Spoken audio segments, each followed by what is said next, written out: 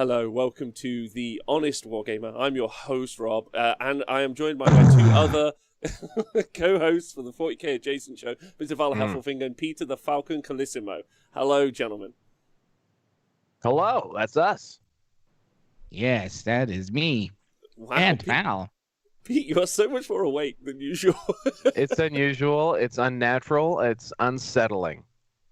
Like, I'm still trying to be quiet because I don't want my daughter coming running up here. But yeah, we talked about a pre-show. Took a sleeping pill last night. Didn't feel good, but I definitely slept. I passed out probably at like 8:30, 9 o'clock. Wow. Woke up a couple times because Bronx was like, "What are you doing up here? He's falling asleep on the couch like this." But otherwise, yeah, feeling good. Way more than the 3-hour sleep I usually get for the show. And it's appreciated that you're here. Like, I remember the one time you had an entire night's sleep in a hotel. You were the sassiest individual we'd ever met. Saucy. No fucking idea. Because I could be loud then too. So all the inhibitions are gone. And now, like one of those Slaneshi slang wars or whatever the fuck you guys call them. I don't call them anything. What the fuck name is thankfully, that? Thankfully, I never have to slang remember their war. name. They're so bad. It's just like, cool. We don't have to remember the name. So, quick question. Actually, I'm sorry to jump in here, but on that note, do you have to? Are the turrets, the turrets good? like Tourette's? The turrets, the Space Marine turrets. Servo The turret Fire things? Strike servo turret? No, they're terrible. They're just Nailed a it. meme, man. Nailed They're it. I just don't a have to learn its meme. name then. Hey, That's my memes are favorite great. It's like the White Scars with the meme where they move like 12 inches even though they're on a pedestal. That's the only reason why you ever take them. It's just to do Fabulous. that. Can we You're talk just like, about? look at me. Can we talk about fair and balanced reporting for a moment? Because I'm kind of sick of just content Hate creators who get stuff ahead of time. Because there's no one who gets the stuff ahead of time that makes content for me. I want them to be like, look, Rob, this stuff we're going to talk about. This stuff, trash. Forget it exists for a year. Like, I want that. I don't want to have to go through the process of no, I'm not going to do it. Fuck up. Fuck yeah. Just forget this exists. Perfect. Thanks. GW, give me product in advance. I will shit all over it. Damn it. Why is no one making that content? It's so weird. I don't think I would, though. Also, you Warhammer YouTubers never disclose their payola. How do you mean? Why is that? Well, haven't you ever noticed that whenever someone gets something free on YouTube, they say that this includes paid promotion? It's because you have never to do it. We never do. So hopefully no one gets stupid.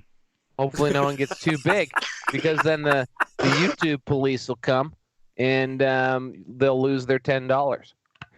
How do the YouTube police get you? Is the real question. I imagine Rob reports them. That is the next thing I'm doing straight after this. I'm reporting all of the YouTubers. Fuck you guys, because you won't make the content I want.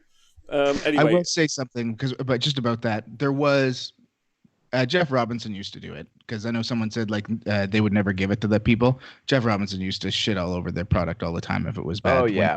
Reviews, and it was my favorite thing about them. I would watch them just to see his reactions when he saw a bad rule, because he'd be reading it, because he never did it right. He'd just be like this in the camera, and then he'd look up and he'd get right in the camera and be like, "What is that?" And I laugh, because it was like, this is honesty. So guys, just do it. Mikey, HWG, you've been real honest lately about how expensive stuff is. Just get in there. Just be like, I don't know why this is good. I would eat it up. Eat it up all day. I'm gonna come out here with a hot take. People don't like that. I love it. That's my hot take. They don't like it. I would say that in general, people who are really salty about the hobby and But shit that going isn't on. salty. That isn't salty. That's a misrepresentation of fair review, which you've just made. There is a different. No, I think there is such thing as fair review, obvi. But I think that sometimes we get really sad about super disappointing and half-baked shit, and then it's kind of a turnoff. I don't know. I remember before I was talking about Warhammer, I used to listen to a ton, and that was something they called 7th edition. And in 7th edition, everyone was super sad. There were very few people who carried on like with a brave face, and I'd say like an example for me was like Reese and Frankie were the only like consistently positive, like through gritted teeth sometimes, but consistently positive, trying to keep the momentum up. And so I don't know. I tended to gravitate to people who didn't just complain constantly about how shitty things were. You Jeff don't have to Robinson- complain the whole review. You No, just no. do it for the shitty stuff. Just the I shitty guess. stuff. That's But it. you telling me people don't say things are shitty out there? I feel like it happens. Nah. No. Most of the Okay. reviews I see are like it's either neutral. That's the only way you know it's bad, is if they're neutral. Right. Or they're Agreed. like, this is incredible. I Just think be a lot. like, I don't think this is a good rule. I'd love it. I think there's also probably the chance that a lot of the people who do get early content to review don't necessarily have the chops to know immediately how good or bad something is. Is that possible? That's true. But that isn't what I want. I want forgettable. I want, like, someone's like, here's the turret. You'll never have to learn it. Like, for instance, I know, probably, unless there's some sort of weird gimmick, but it hasn't come up yet, so I'm pretty certain it's not true. The Space Marine bunker, not something I need to worry about in my life.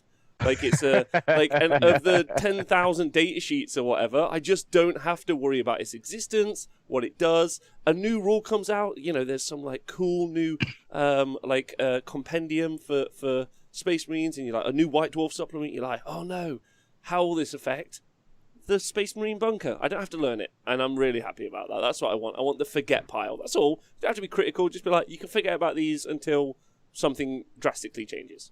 Mhm. That's it. I guess Goonhammer usually informs my opinion. Are they not? They usually have sort of good, bad, and ugly. Isn't that literally how they do their reviews? Good, bad, and ugly? I want forgettable.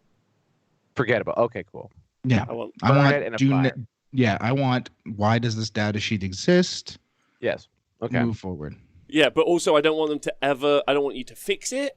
I don't want you to problem solve it. I don't want you to like wonder why it exists. I just want you can just forget about this. Why does this exist? Forget. You're like, sweet. I really appreciate you. Thank you so This is much. terrain now. You saved me time. You've saved everyone time. Anyway, sorry, that was a tangent. Val, hello. How are you? Are you well? Well, I'm great. My hair is still nicer than Nikos's. Nikos. That's a new way to say his name. I've been workshopping it all week. Good for you. Yeah, life is grand. A lot of exciting shit happening, I think. I don't know about you guys, but I'm starting to get pretty pumped about the future. And I know the future is still like 6 months away, but to me that's pretty close. So I'm pretty pumped about the future. I'm getting frothy over here. I'm mostly just wallowing in depression and drinking Perrier water with a little bit of Mio in it to get me through the day. I love those little cans. What flavor you got? I'm a partial to This the is- peach. This is lime, but I spray a little bit of the like sporty Spriddle Dew in it, Oh, and then yeah. it tastes great. Wow. That's fun. Wow, Just two, like Jazzy. this. two artificial Garbage. flavors. This, bleh. Mm. This Mhm. was this. Yep. Mm. Yep. That's how I would review GW product, by the way, just so everyone knows. It would just be like Take I'd me lift through up the data sheet and be like, bleh. Mm. Put the two Three together. faces. 3 face reactions. Just like when I do like a Skype call at the end and they're like, how was your call? And then I always choose bad, and then they're like, please give a reason why. So I close that and then choose good so I don't have to. Same reasoning. Same reasoning. Yeah. Yeah. Yeah, I like that. I would accept that as a review format, like positive, So- medium. Our chat people are saying that an example of a crappy and pooped on thing is the Pariah Nexus box. Yeah, Is that 'cause just it's- because? Because it is. Is that just because it's filled with things that people would just rather buy on their own? No, it's because it's really expensive and you're not paying for the models for once. Usually GW kind of gives you a discount, or you pay roughly what you would pay if you bought the things separately. Uh-huh. This time you're paying like a good $50 for a bunch of doors.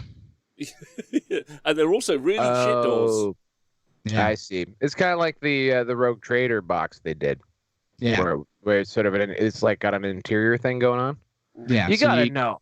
There've got to. In fact, I know for certain that there are some horny Necrons players out there being like, "Give me some of them Necron doors, yeah, yeah, I love Necron doors," because Not they for that love zombie price. robot stuff always.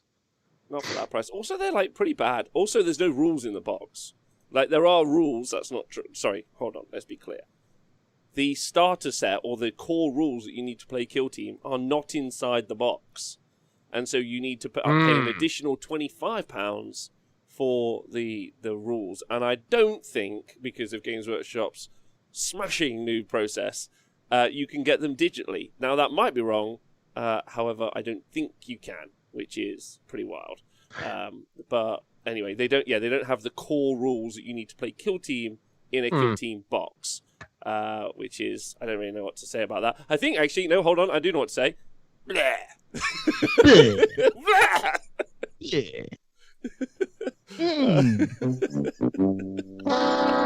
There we go. Hey, I could do GW reviews for you. There you go. That's I'll what just I use want. my Price is Right sad sound. I need to get another sound effect because it's a good bit, but I think it's getting played out. Nonetheless, So yeah, there that's is too bad. There is some other 40k news in the White Dwarf is getting we think, although no clarity, we think it's just the PDF points updates that we got 2 months ago. Yeah, I think so are too. now in a printed format in white or available with the White Dwarf as an addendum. Mhm. I think. That's Interesting. what it looks like. Yeah. I actually re-upped my White Dwarf sub some time ago. Whenever the Gorka Morka resculpt knob was released, I ordered that guy, and at the same time, I was like, I like getting the pretty pictures, so I got White Dwarf again. I And, actually I re-upped my subscription to my magazine system as well. Like, or the way I used to get magazines, which was I used to go into the local woods and look for random carrier bags. Oh, No, yes. I haven't done that for nearly 30 years because, of course, magazines are for old people and, I don't know, dentist waiting rooms or something. I'm not sure. So I don't know if you know this, Rob, but apparently This is very blue honest. light. This is a very honest show. Apparently, the blue light before bed, you see, when you're doom scrolling and thinking about all the things you don't like, Mhm. instead of perhaps you read a print publication, like say a magazine or a novel of some sort at that time, it can settle the brainwaves, so maybe you don't need drugs to fall asleep. Maybe you like to look at inspiring photos of people who know how to paint well. Yeah. That's but I sense hostility. I know. Well, I sleep like a baby. I want you to know that. I'm sure you do. Straight to sleep. You seem well rested most of the time. Rarely. Yeah. Okay. Why did you re-up your resubscription to White Dwarf? What was it inspired? I literally just said that. Like I like this company, and B, it's pretty pictures. I don't know. I have deep nostalgia for hanging out in the bathroom and just thumbing through a White Dwarf. You know, that's the way I grew up. It's just, I do like we're getting more Space Marine rules in it too. That's my favorite part. This next White Dwarf. Yeah. There's more Space Marine rules. Addendum Another chapter. Space Marines. Yeah. That's exciting. But I mean, it's a cool chapter, at least. It's the Exorcists, which I think is like the favorite of everybody who loves to call themselves Shadowhawk or the Night Lord. What do you guys think has the favorite... a level 12 Drow Chaotic Good Ranger for a D&D character? What this broke Rob. Please continue. I was just going to ask what the most popular alternative Space Marine chapter was, but then Rob peed his pants. I think it depends where you really fall as a human being. I did this actually on the show last night. I talked about the kind of like the gamut. I used English-based music festivals as the gamut for people who collect different kind of armies as a good system. I would say that I don't know, like it kind of really varies ultimately. I think there's a really fun show where you try to relate who plays what Space Marine chapter and what music they listen to, of course. I think that would be really fun. But not rude, super rude also, so probably not do that at the same time. I'd say, yeah. What is the story of the Exorcists? Well, I think they're getting retconned based off of the preview, but they are a Space Marine chapter created by the Inquisition. Some people, they were supposed to have been like the Grey Knight successor chapter, but they're all their scouts get infused with, they get demonically possessed on purpose. Seems to make sense. And then the Inquisition like banishes the demon from them so that they're better able to kill demons is essentially the whole shtick. Yeah, so that's it. And they're really good at killing demons because of it, because they used to be inhabited by one, and they all talk in like demon speak, and just normal. In order to kill the late demon, 90s GW concept. in order to kill the demon, you have to become the demon yourself. That's totally what happens in 40K. And Marilyn Manson took that too far, is all I'm going to say. He did. Well, Marilyn Manson, not surprisingly, kind of getting Me Too'd finally, I'm noticing. He is. Does that happen? Yeah. I don't know why it took this long. Like, I mean, I don't want that to be true because he's supposed to be the enlightened rock star, but obviously he's also a terrible human in some ways. I don't know what to tell you. Like he's a fan of The Exorcists as well. Yeah, he loves The Exorcists. I think his Drow Ranger's only level 10. Oh, thanks to Maxi Tax D in the chat. Long time Honest Wargamer voyeur. Oh, thanks, Maxi. First time poster. Up my Patreon yesterday saying massive thanks for your efforts to help everyone through lockdown. Appreciate you very much, Maxi. It's very nice. It's actually, gentlemen, next week's... is next week the 8th? I don't think it's next week, actually. Let me just double check my calendar right now. The 9th is next week. Next Tuesday. Interestingly, next Tuesday, I'm doing a... this is very adjacent, but very quickly. I'm doing a college... I'm a special guest at a college on Tabletop Forums. Amazing! Amazing! So I thought this was something else. That's cool. That's fine. That's fine. Is there a local... Week. Go on. Is there's in Nottingham, well, I guess because you guys do, there's a lot of miniatures companies and games companies in Nottingham, from what I understand. I remember there was a cool school doing a neat sort of AR exhibit too there, and also one that was doing an exhibit on scanning 3D, like doing. I thought it was a bit funny because they were demonstrating basically 3D scanning, so how they could like just perfectly copy. I don't know, a Games Workshop miniature was exactly the example they used. They were like a university in Nottingham. Oh, laughs. But yeah, so what is the overall topic here? Oh, I was mainly bringing it up. Thanks, Mike Lucas. I thought that next week was actually the week before the year anniversary, but it's not. It's in 2 weeks. So 2 weeks before the year anniversary, because it's the 9th next week, 16th the week after. That's the only reason I brought it up. I'm supporting some kids. Are they called kids? Who knows? I'm not sure what you meant to say. I'll use the wrong term. Yeah. I'm supporting some kids who are doing some game development, and then I'm a judge at the end of it, and someone wins a prize. That's it. Oh, neat. That's nice. That's super nice. Yeah. So I've got as much experience doing that as obviously Games Workshop game dev. So that would be my kind of like shoe in there. And here's hoping that when they deliver sub-quality work, that you tear their fucking hearts out and embarrass them in front of their friends. That's what I would do. I'm going to go house.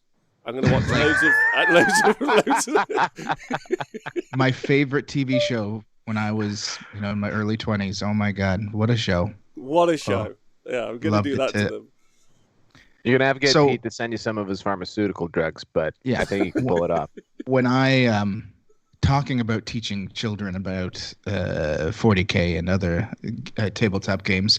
A couple of years ago, the high school here asked me to come in to teach like an art class on painting miniatures. By the way, terrible decision. I'm not good at that. But yeah, that was an interesting scenario. There was one girl in particular. She was trying to paint this like Lord of the Rings mini. She's like, I'm getting so anxious doing this. I'm like, you're making me anxious doing it because you're terrible.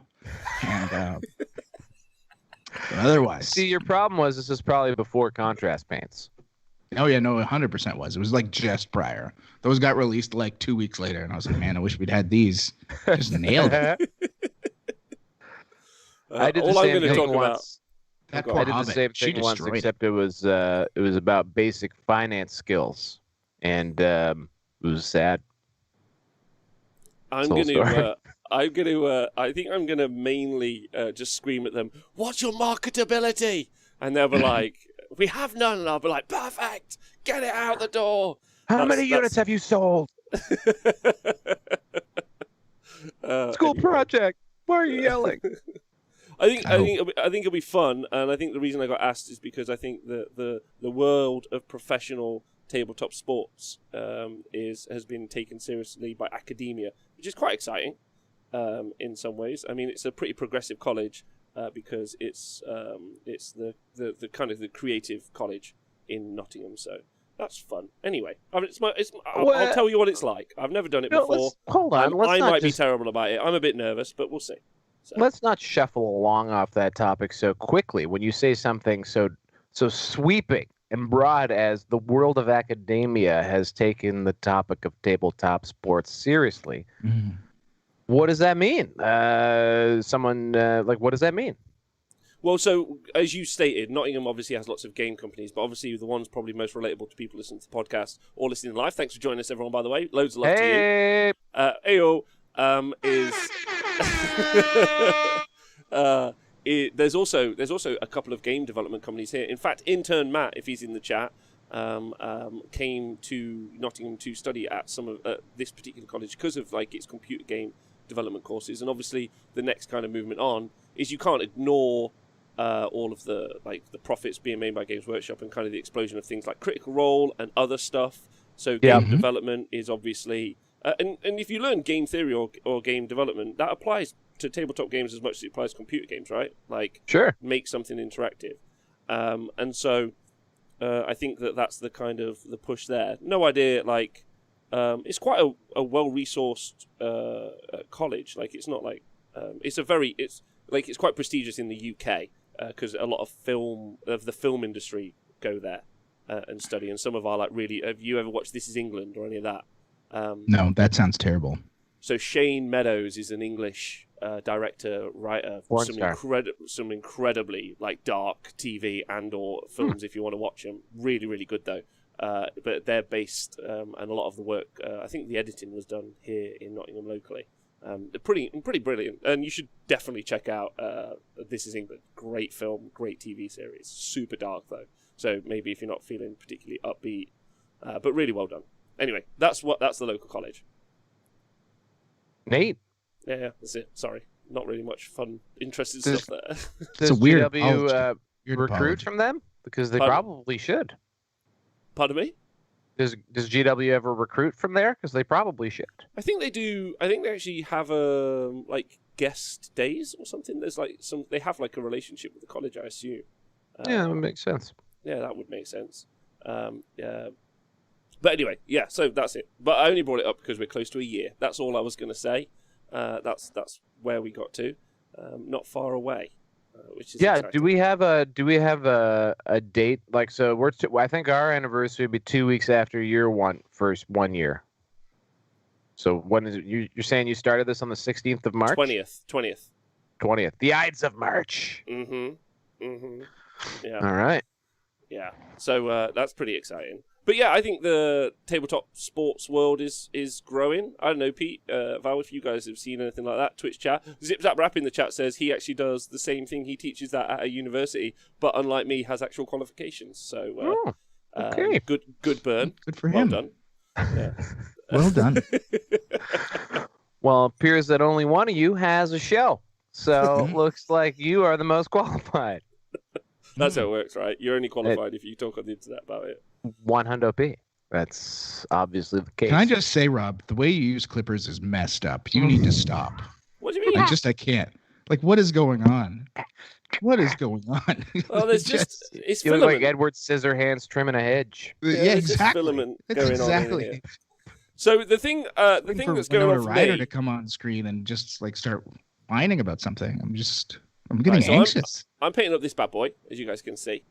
Piece of terrain. Nice little and tower. I was telling Val and Pete before we got on the show that I've got super weird into my terrain. Like, so I'm not very good at like visualizing stuff unless you can put it out physically. So the stuff I printed, I've started to put into like set pieces, which I've been really enjoying. And then I've been like, what extra stuff can I add here? A little crate there, a little barrel. Am I going to make like a brazier, a small dog pound, any of that? I think is fun. And I wonder about you guys. Have you guys ever played on any boards or played any 40k where the boards have been quite like they've had a setting? Is my question. Mm-hmm. Yeah. Oh yes. yeah. And like, is that better? Like, or is that something you aim for in your own games? I don't know. No. Don't care. No. There are people that care. What's that BC based GT? Val, do you remember? Coast? No, not Wet Coast. It's one. They're like well known for their terrain. Oh, the one on the island. It's in Nanaimo. It's called something. And for some reason, Americans always get suckered going there. The frig. It's the something. It's like The Office Warhammer. God. Anyway, they do like very, very cool themed tables, but it can make for some very uncompetitive games because of the themes. Kipper's Melee? No. God damn it, man. We've named all the tournaments in British Columbia. No, we definitely haven't. It's run by Scott De Winter Wilkie. God. Well, it's like, I want to call know, it The Office, but it's not The Office. It's something like that. Anyway. Just so you know, the Minnesota. Kipper's Melee made the Nanaimo News Bulletin, which is amazing. I love it when Warhammer tournaments happen in small towns and get local news coverage. Like the guys in Gibraltar, like their like minister of like culture came and visited their tournament once. It's fantastic. Sorry, continue. Continue trying to look for the name of a tournament that I'm pretty sure doesn't exist. No, I know it. We interviewed them twice. And we had Dayton O'Bray on complaining about the terrain once because he was like, it was so beautiful, but I lost a game because there was a like 6-inch trench in the middle of the board that you couldn't walk over. Yeah, well, that's my question was like, yeah, like, so do you guys ask any questions when the stats come in for the show about the terrain that's at the event? Do you hear it anecdotally as opposed to it's part of your question process? When we did the show, we would ask every TO what was terrain like, and I would look for pictures. When I do the stats, I really don't care unless there's something really skewed. Like a couple of years back, Manny Chima won an event with like 9 broadsides, and it was like a pure gun line. And so I was like, hey, this is a list that generally doesn't fare as well if there's actual terrain. So what was it like? And the TO was like, I did not prepare the terrain properly. There was not enough. And it showed. So like I'll sometimes ask, but it's very rare that terrain is terrible enough across the board that it's that impacting on who's going to win an event. And then it shows. Is there ever a situation where a TO is like attempting? Oh, thank you very much to Volsant Riot for resubscribing.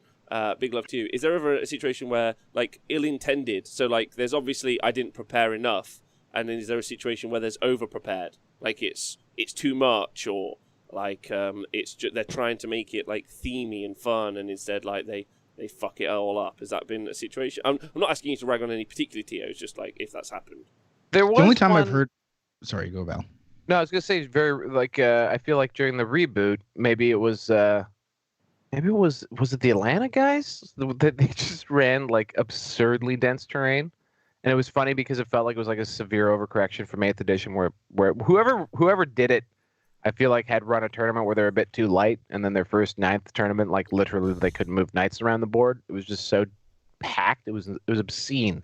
I don't think it was Atlanta, because Atlanta allowed for the place your own terrain, right? So there were pictures of people that put all the terrain on the side of the board. Or maybe that's why it was all crammed together.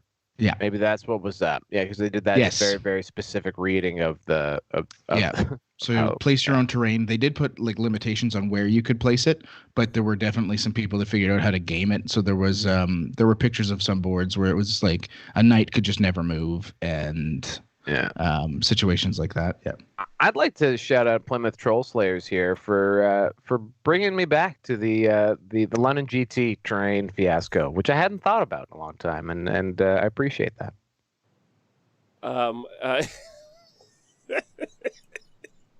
Bless their fucking hearts. Bless them. Do you know what? Because I've obviously been doing terrain for the TSN Arena, and I'm like months out before we can even host an event, like with guidelines and stuff.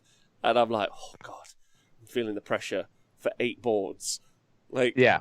To have the audacity to turn up a week beforehand and be like, all right, boys, 400 boards, let's do this. We got this.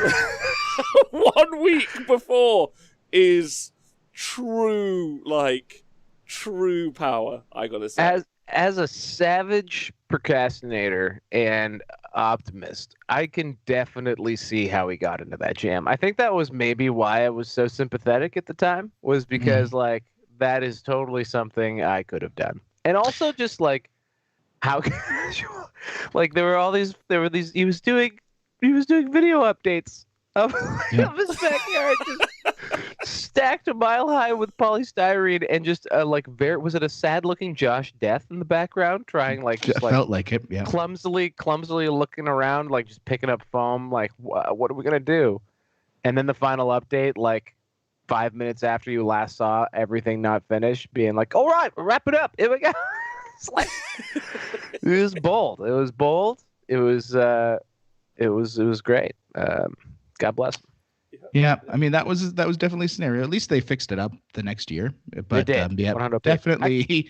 definitely, and I mean it did allow for further terrain fiascos later, like our poor boy Tony in North Carolina when he was like, I'm going to do my own major. I'm going to make sure that we have proper terrain. Hey, I'm going to hire a guy to make the terrain for me, and then he's messaging the guy. The guy disappears. When he comes back, he's like, "Oh, I got it all done for you," and it's like 2 pieces of wood spray painted white. And he's like, "Well, that's not enough. That's like 1 piece."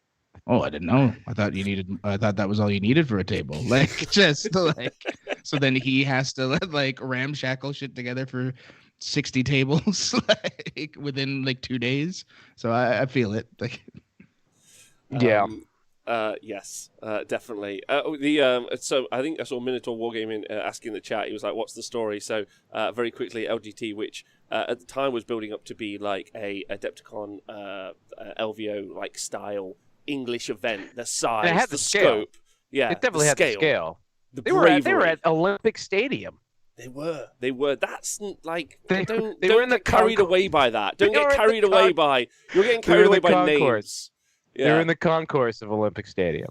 Yeah, you're getting carried away, I think. You're buying in like everyone else bought in. And also, like, whatever. Have you seen most Olympic stadiums like 20 years after? This was maybe a few years after, right? When, come on. Anyway, sorry I interrupted. Continue. You were on a roll. Unfortunately, the event organizers didn't do a particularly good job of preparing the terrain, nor, it's arguable, most of the event.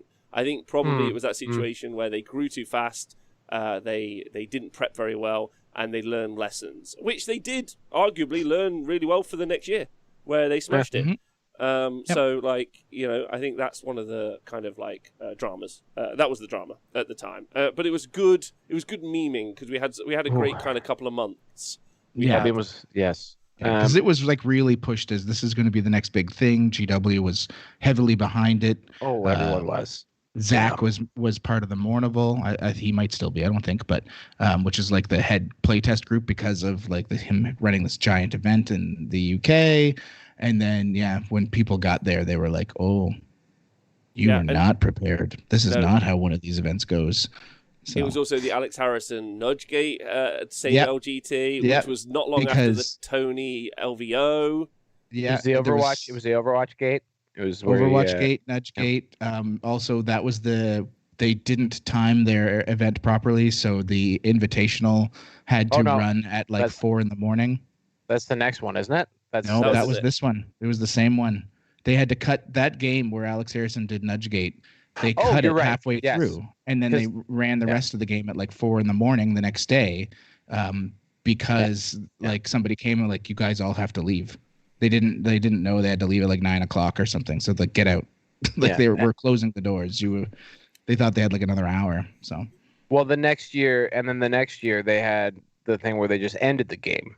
That was one where Nick was. This one where I think that was Nick versus Josh Death, and they were playing, and then suddenly it was like last turn, and so they won. But that was like kind. And then there was the officiating thing from Stephen Box. But in comparison, That was a year after.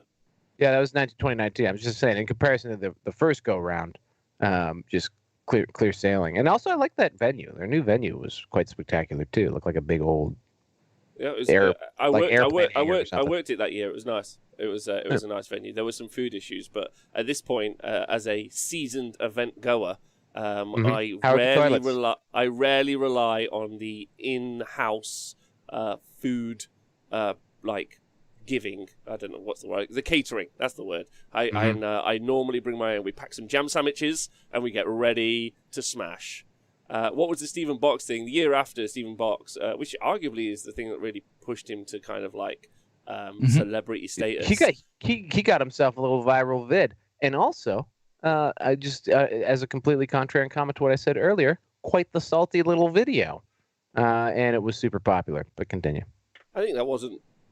Yeah, it wasn't that salty, but anyway. Yeah, it sure was. You're real loose on the salt today. You're real loose on the definition of salt. I'm sorry. Are you kidding me? It was a video about a bad. It was like it was like how I handled myself and my opponent in the situation. It wasn't like these guys are shit. You're telling me people were watching. These guys gave shit rules. He wasn't. You're telling me people were watching that not to confirm their bias that Tournament Warhammer is filled with assholes. I'm pretty sure that's why it was a popular video, buddy. That's right.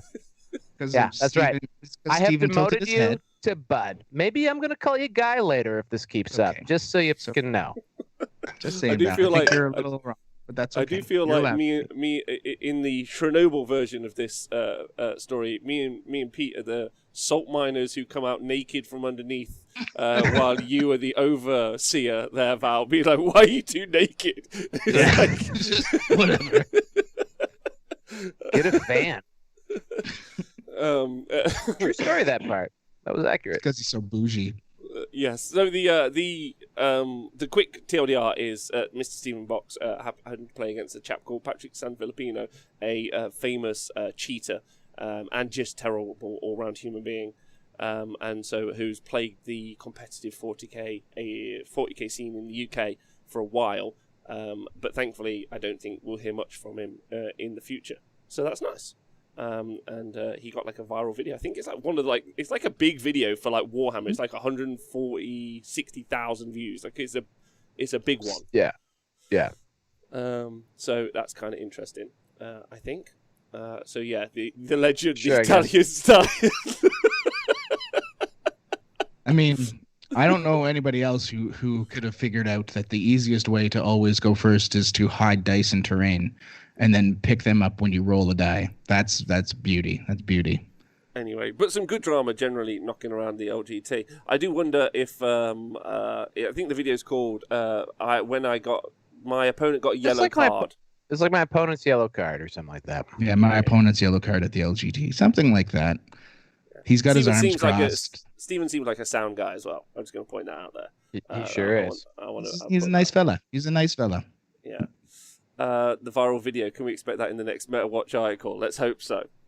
I think Pete and Val would be like on the ball with the MetaWatch article. Did you guys happen to catch the... He's at 163,000 views. Okay. That's pretty good. I wonder if you guys seen That's painting level.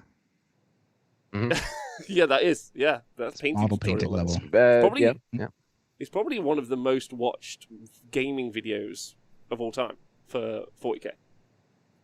It'd be in there, but a lot of like the old, like there's, I don't know, the Play On guys, a lot of their vids hit like 200k, like really, really strong. Yeah, maybe the Play On guys are basically the only ones who really get those big numbers. Other ones will get 100k pretty casually, like a mini wargaming and tabletop tactics and stuff like that. Okay. He's the handsomest man in 40k, dethroned Val. Says Volkia Fenrica, talking about Mr. Stephen Box. I've been all about Stephen Box for years. Wednesdays problem. on says, I always feel like I'm about to be upsold diet supplements pyramid scheme every time I watch a Stephen Box video. Listen. I've met Steven in person, and even in our conversations, despite how awesome they are, I also feel like he's always about to sell me a diet supplement. Like, I just feel it's coming. I'm just waiting for him to be like, "Hey, here's my diet guide, here, buddy." But always I love him. But man, every time I'm Calories just in, waiting for it. calories out, guys. Yep. All right. You gotta be Pretty conscious. Simple. No supplement needed. Let's be conscious. And also, Stephen does actually offer like guides to eating healthy and being like, he's generally a stand-up dude. I got And nothing bad to say mostly about the for guy. free now. He used to do it. He used to do it as a living, and now he's just like, Warhammer's my living. Here, guys. Here's how I get fit. This is actually something that's kind of amazing. Stephen Box, I think, was like a pro-level bodybuilder. Like he would compete in bikini trunks and be chiseled and flex and stuff. And he was also a pretty high level personal trainer and nutrition coach for performance athletes and such. And he switched to Warhammer coaching, and from what he's indicated, seems to be doing better coaching Warhammer, which is amazing. I think that is so wonderful. So all the power to Mr. Box and Vanguard Tactics, because that's another channel that I'm plugging for people here. Because Rob apparently doesn't like that. I didn't realize that. But I never said that. I never said that. I said that was your modus operandi on the show. Is what I said. No, Rob. It's the only reason why I show up. You see, Rob, I've always had this thing where I like other people and I promote them wherever I go, including you. So if you ever doesn't work. If you ever listened to either me or Pete anywhere else, we risk ourselves by mentioning the fact that we do a show with you every week, all the time, and so we promote people we like, Rob. Me too. It's just, unfortunately, don't like as many people as you guys. That's really.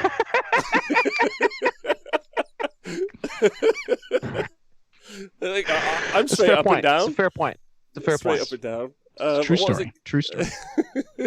I did have points, mate, but we went off on a tangent, so my subject is lost. Always do. I might be going to LGT this year, depending on if I still live in the Arctic. So that's really exciting. We're doing the coverage of both game systems at the LGT. So. Oh yeah, Zach messaged me out of the blue yesterday and was like, "Hey, Falcon." I was like, "Hi, guy who I don't know." He's like, "Do you want to come to London?" I was like, "Kinda." So we'll see. I mean, I'm going to try real hard. The COVID's a thing still, depending, and other situations. But yeah. Are they gonna fly you out? No. They want me to be in the Invitational so people can make fun of me for being a bad 40K player, and I'm all for it. So. You got invited to play.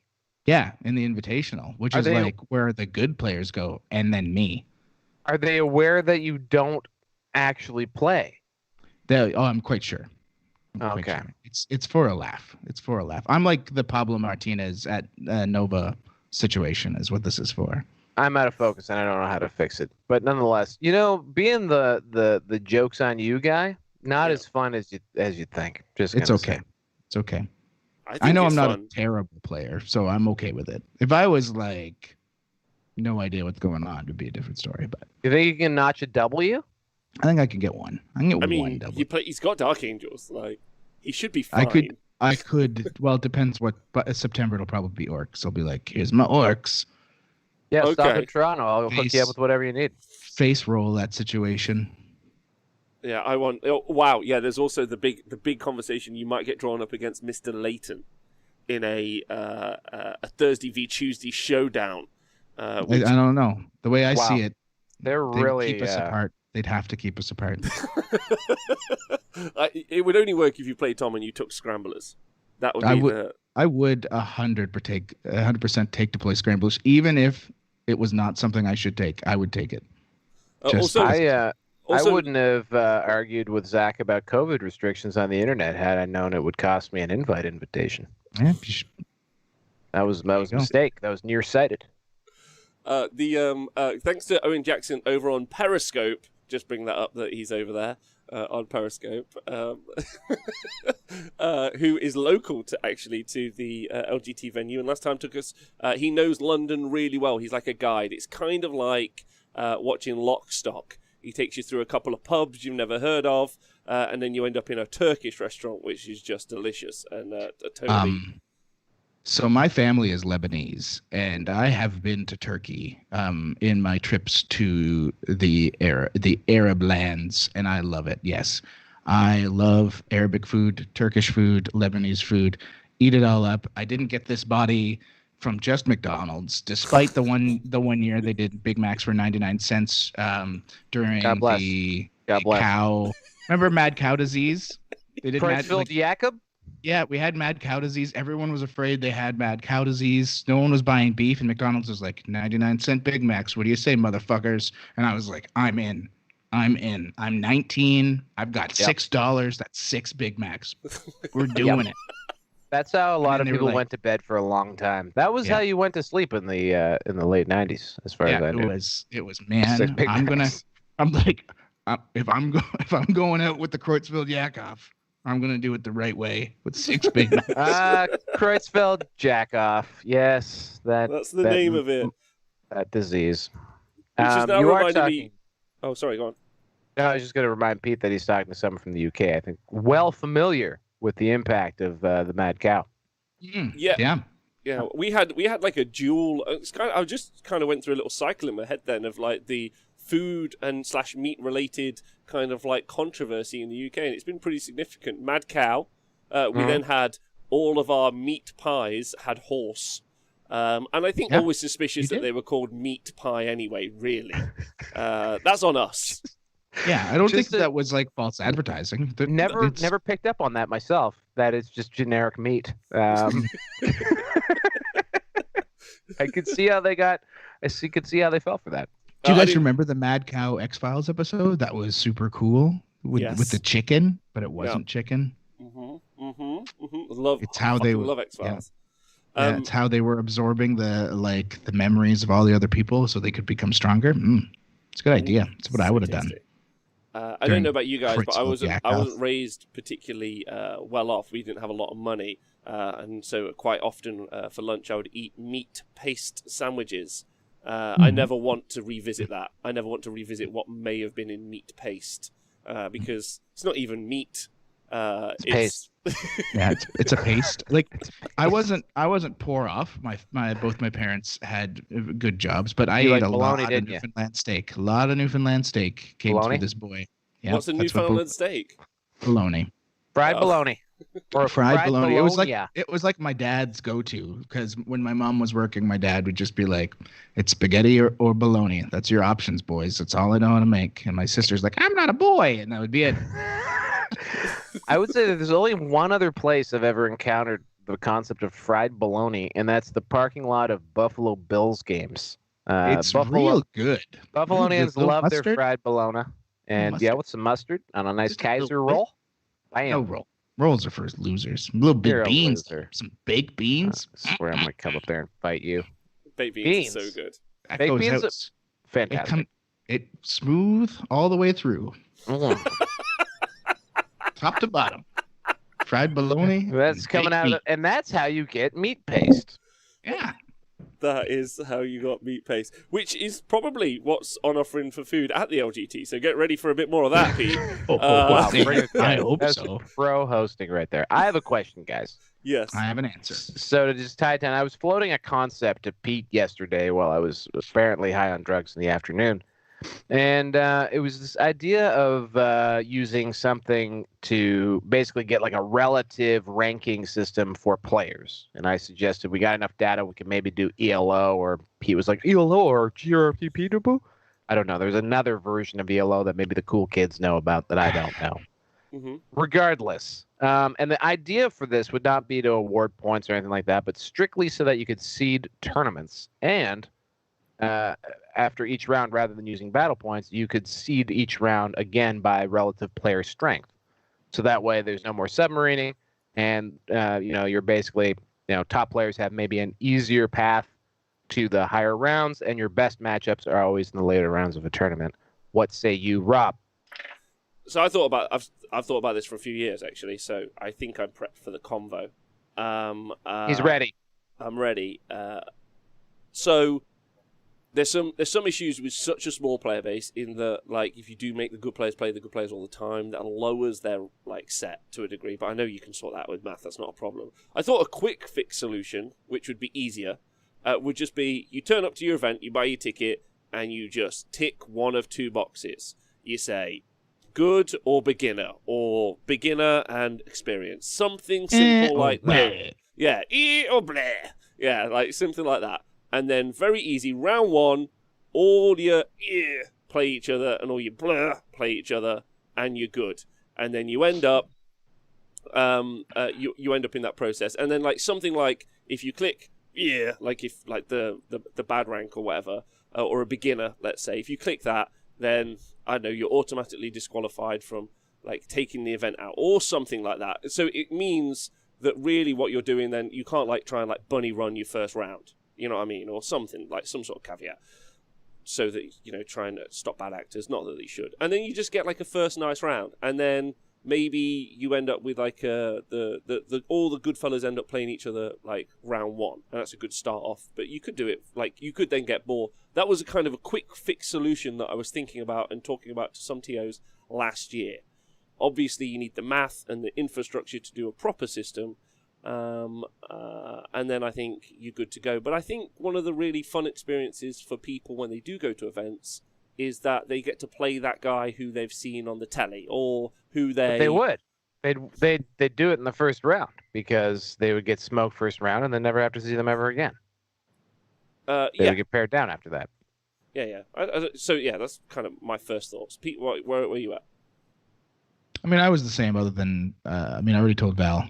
I don't know if he actually listens when we talk on the phone, but... Well, the audience that gathers for this show, Pete, they weren't listening to the phone calls, so this is an opportunity for them to hear. You were like ELO and Beeble Bopple system, which makes me sad. I'm a little disappointed, but it is what it is.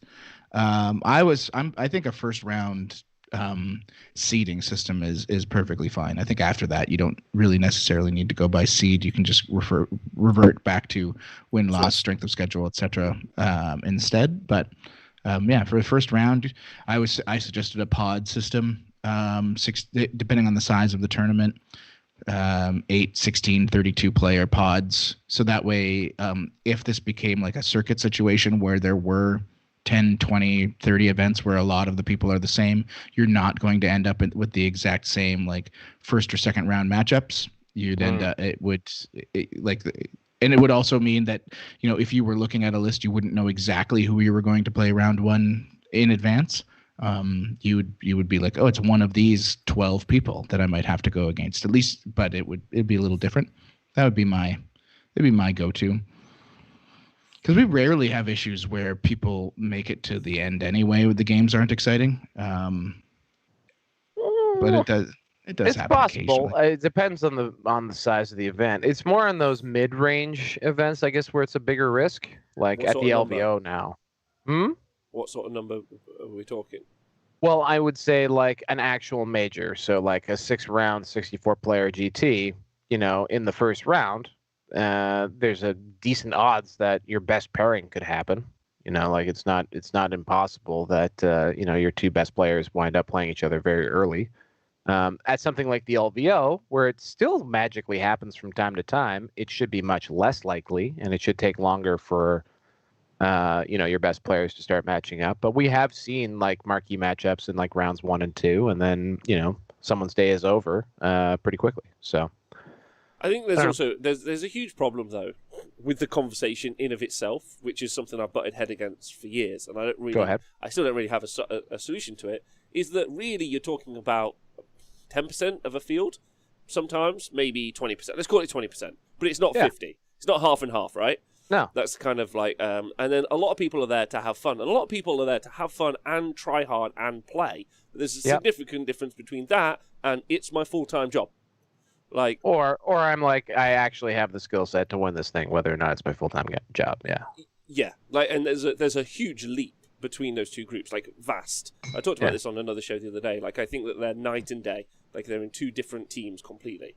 Yes. And really, when you're creating an event, what are you creating an event for? Which is why I like put the Super Series together, because I was like, this is designed for that group in mind, and then for the other people, and then in the future, I think I would like to host large, marquee, big events. Yes. Where I'm like, I am gearing this for everyone to have a great time, because I sometimes think that that's missed, if that makes sense. Like, I get it, loads of TOs, that's not meant to be disrespect to loads of TOs, but TOs try to wear two hats often. I think the problem is they're in the same event. That's my main thing. I think those are two different things, and I think and actually I was saying this to P yesterday. Like, you don't have the, like, I don't know if this was what I said to P, but you don't have like a 6'6", 300-pound guy fight a 5'5", 180-pound guy. Like, you have them in two different weight classes for a reason, right? Exactly. So, like, it's the difference between MMA and kabaddi. Right. Like, have you played kabaddi? No. You haven't played kabaddi? Pete, surely. Have you got me on the kabaddi front, or is this just me? No. Pete might be frozen. Yeah, I know. No, I'm just reading something. Somebody sent me a message. Sorry. Continue. Hopefully about kabaddi. No, I think it's the difference between MMA and kabaddi is what I was trying to say. Okay. And so they're just different worlds. It's not that it's different weight categories. I think that's unfair. I think there's completely different intent, and I think that's this analogy is kabaddi. Thanks, Gilly.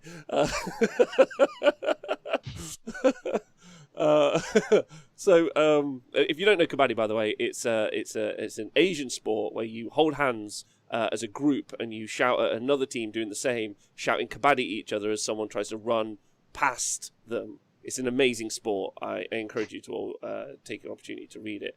I've definitely watched a couple of kabaddi YouTube videos. Yeah, at one point in my life. Yeah, at like 4 a.m.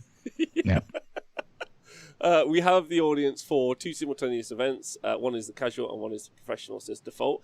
I think that there's a conversation with that. I think that's what you're talking about, because when you ELO the people anyway, you're already creating that system. But what you're not doing is you're making something more effective for the top end, but not for everyone else, I would say. I would argue that, as a matter of fact, because tournament organizers know that it's actually the middle tables that butter their bread, that make it possible to put on events at scale. Events are dumbed down for that audience. That's why we don't have strict standards around, putting in your lists, and we don't have high expectations for conduct, and we don't expect people to do things that in pretty much any other organized activity would be standard. Is because they don't want to scare away the middle and lower tables. So I agree to an extent, but I think it's actually the opposite. I think it's actually the fact that we're mixing the two groups, and we haven't maybe taken that step forward to, at the same event, you could have a cut. Like, if you had ELO, you could say at the same event, everyone above this level is in this tournament, everyone below this level is in this tournament. And that, I think, makes it, I don't know, would you think that would be, if you showed up at the LVO and there was 1,000 people there, and the top 256, so the top 256 players there by whatever ranking get put into the tournament for the big tournament, and then the rest get put into a wider competition. Still a massive tournament, but now all the sharks are gone. Regular people have a chance to actually win that thing. Maybe you have different parameters for success. Maybe there's overall and all that kind of stuff. And you have sharks, and then you have people who are there to try hard at games, but maybe aren't going to win the World Series of Poker. What do you think? Pete, unless you got a thought? I mean, I've already talked little bit about this with Val yesterday. I think it's a fine idea. I don't like the concept of fully locking in a championship event in advance. I'd like there to be a way for somebody to get in. Particularly like anybody, because while yes, a lot of people go to, say, the LVO or any of these super majors knowing I'm not here to win, I'm here to have a good time, and there's a lot of them. There are a lot of people, a lot of like mid to bottom level players who just don't know that, who want to go because they want to have a chance. like to possibly, and maybe not even win, but like make top 8 or be best whatever, right? Like I'm going to be the best Nurgle player at LVO. That's my goal. And if you tell them, hey, you don't have a chance at that, like we would have to, like it's going to take a big change in how we approach these things. Like, and in the mindset of how these events go, right? Like, because we could go the like the Magic Pro Tour route where you say, hey, like if you want to participate in the LVO championships, you have to do these X things and win at them. So at least then everybody kind of has a chance, even though maybe it's a fake chance, right? It's like you have to win X amount of RTTs or finish in the top X to participate. And then show off your little badge, and that'll get you into a qualifier, blah, blah, blah. That's something we could consider if we got really organized. But there is I think we'd have to try it. I'm not saying the idea is bad. I just know that there's a lot of people that go to these events that would feel like, well, I'm not in the champs. Why do I want to? Because I want to participate. I want to participate at that level, even though I can't. I would say 80% of the people who go to LVO think that they've got a chance. It's like it's like a wealth bracket tax. Like that you say to someone, I'm going to tax billionaires. They say, sure. How dare you? I'm working this job at this like car wash. One day I'll be a billionaire. And you're like, it's statistically very unlikely that the job you're currently doing is going to take you to that place. And therefore, why do you oppose that? It's the same thing. Right, so what you end up with, apologise for bringing up finances to people who, for some reason, find that an issue. Also, tax all the rich. Is the key point is that you make these people feel disenfranchised because they vehemently believe that they have an opportunity chance. Like that's arguably one of the reasons that they go. So one thing that is undeniable is that you have basically two things going on at the LVO. You have the biggest Warhammer tournament that there ever was and there ever will be, and then you also have the crown of the ITC being awarded, right? And they're not not necessarily mutually exclusive, but also often they're won by two different people. So maybe that's what it is. Maybe you have. Maybe you have the people in the chase for the ITC championship, and that's its own thing, because there's only people mathematically who could possibly win it, who actually show up there. And then you have the biggest Warhammer tournament. Maybe that's the first Warhammer tournament of the next year rather than the end of the previous season. I don't know, something like that. I just think once you're past, for most majors, there is no point adding more people aside from generating more revenue to pay for the event after 64, because 6 games is about as much as you can pack in a 2 days. If you're really sadistic, you might be able to get to 7. So maybe you can get to 128 to have a perfect winner.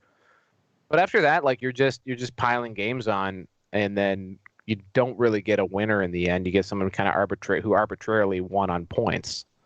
So yeah. Anyway, I'm just rambling, but I just think like, because our events are getting so large, and because the tournament going public is growing, and I imagine will be very thirsty when COVID is done, I think we should maybe begin to explore what are ways that we can organize things to, I don't know, make it engaging for everybody, and to also, most importantly for me, continue to elevate the game as something that can be watchable. And I think getting different streams of players is key to that. Not any pushback. Not any pushback. I think as long as people are having a good time, that's the key point. Wrestling with this idea for years, for me, has always been the concept that it's nice to talk about all the fancy people who work loads and loads of hours on being really, really good at the game. It's something I'm hugely in favour of, and something I tried to push and have tried to push a long time. But similarly, there's a huge swath of people underneath them who support them and support the events. And actually, ultimately, if you break this down, what is it? There's a very, very possible chance that there's a professional sport here, but there's also, and we should never forget, a great hobby game and community as well at the same time. And yes. I think you always, if you're trying to create a system for one, you must try to think about how you can do something for others. Like I think like in that setup, because that's very important to me, at least, because huge swaths of those people, like my friend Nathan as an example, like he's a very competitive player, but like belligerently so. Like, like with the worst armies. Like, and if you looked at his like track record, like he's functionally one of the best players I've played or watched play. But he just refuses to play the good armies or play in any way that he wants to, other than his contrariness or like self-worth like dictates. And so that grinder's always going to be there, and they're also probably going to do pretty good. Like, I mean, if you think of any situation where you have really like highly skilled highly skilled player base, there's really not usually that many of them that consistently show up. Like, if we're talking about a 250 something person cut line, say at the LVO, that's more than you'd get at any golf tournament. You wouldn't have the top almost 300 players show up to a golf tournament. Your cut line would be way below that. But you do a Blood Bowl and you do a Magic event. Okay, look, I don't know, but sure, and maybe you find a way to qualify them, like Pete said. Maybe there's a way to play your way in. But I also think that this was actually really what I wanted to say, which was having a class of players that are demonstrably good and try hard at the game and make the game something that is clearly something worth working at, which has happened. I think the Brown Magic kind of helped create that, as much as you might roll your eyes about it. But normalizing the fact that this is a game that is actually skillful and something that is worth working at, the more players you have like that, and the more goals you create in the world for people to go out and try for, and that might be like a next tier level of player, the more actually competitive players who work at this you are going to create. You're going to create a class of more people who want to go and make that top bracket, which can only be good for the game, I think. Yes, let's go for that. Agreed. I'm conscious of the time, and so I'm going to jog us on. Don't worry about it. Don't worry about time. It's a flat circle. Time is a flat circle. That's how it feels inside my box. Mainly, I'm off to get super weird and decide what. There's a really cool post-apocalypse, like Mad Max style board I want to start printing for 40k. Looking forward to that. And getting some weird story and setting in there as well. I think that's one of the other things, Val, if you like, as much as the players and the tournament and the structure, I would also, anyone who's listening to this and is excited about like tournaments in the future, I'd say also be conscious of what we're showcasing to the world, like from a professional sport, if that's what we're doing. Like, Magic is some cards at the end of the day, like, but Warhammer isn't that. And as much as I love the mechanics and I love like actual gamesmanship, there's a story for the miniatures, for the setting, for the world. And I love the kind of professional casting that you guys do on the Stat Center and the stats and all of that, and what that generates for the players and the story of that part when it turns up at the event. But I do also, like, if we're gonna, that's why I hate those branded objective markers, right? I hate them because, like, that's shit. Like, you're showing the world a mess.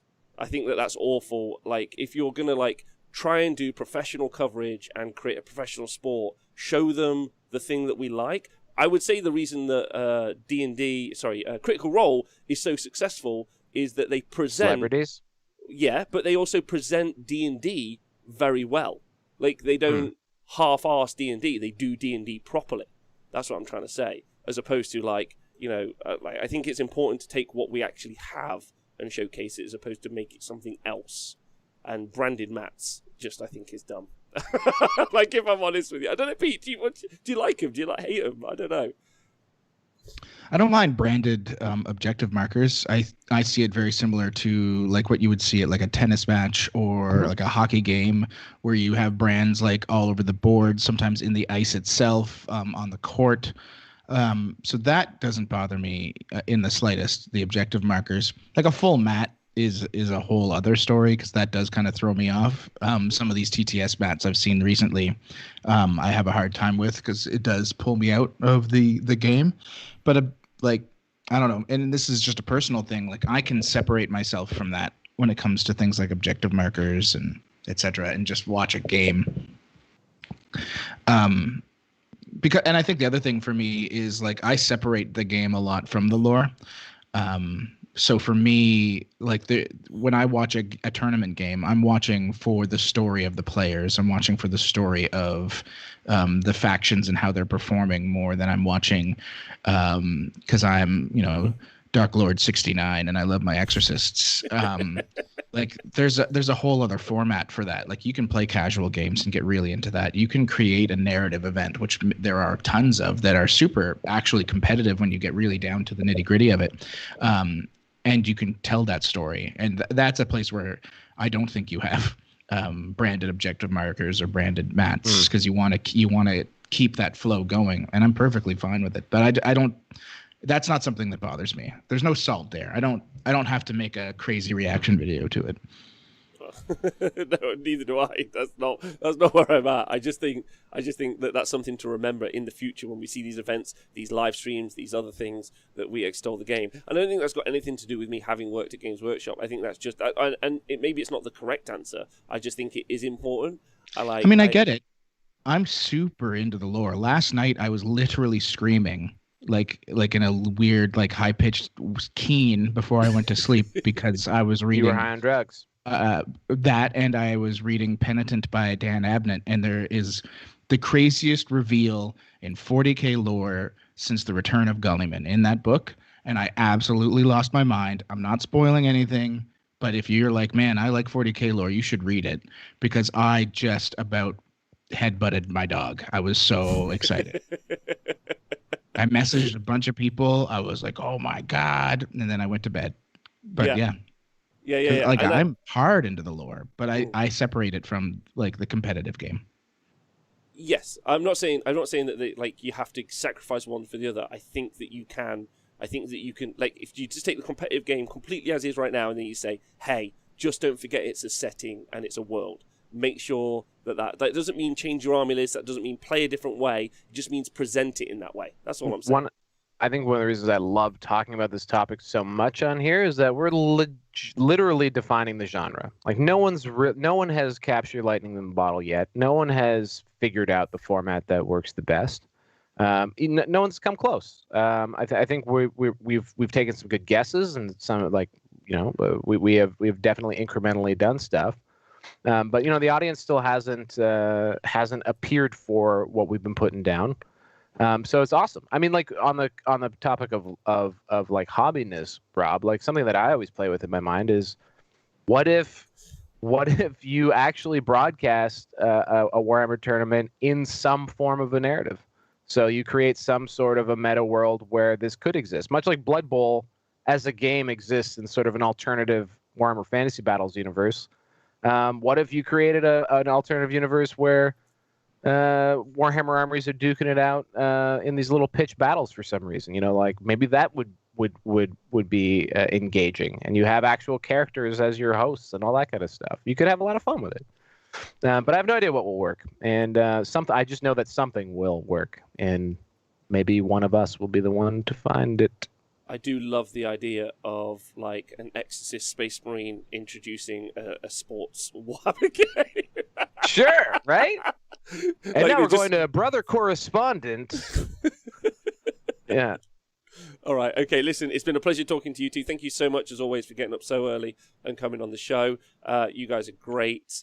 And thank you for being here. You guys got any shout outs before we head out today? Shout out to the Honest Wargamer. You can see him every day, noon BST on Twitch. He's been really grinding all year. He's coming up on his 1 year anniversary. I'd love it if you guys tuned in. Yeah. His name's Rob Symes, Honest Wargamer, live on Twitch. You can find him every day. He's been putting in yeoman work. Yep. I will second that nomination. I hope he gets put up for a Golden Globe. I hear those are coming up. I think he deserves it. Yeah, big fan of this Rob Symes. Okay, I won't make that joke again. I won't make the joke. You don't make the joke. None of us will do the joke again. I apologize. Okay, we'll all not make the joke. Right? I think it's ROB. I think just one B. Thanks for listening to this Wargamer. We're going now.